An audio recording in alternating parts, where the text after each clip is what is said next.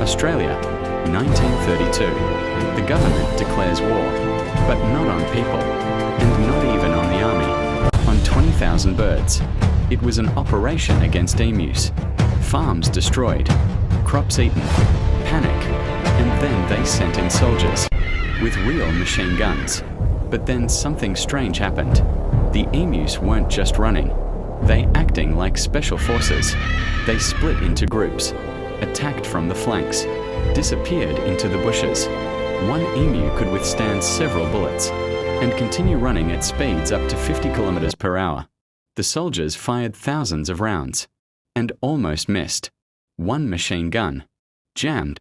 Another simply couldn't keep up. And in the end, the army surrendered. Yes, Australia lost the war to the birds.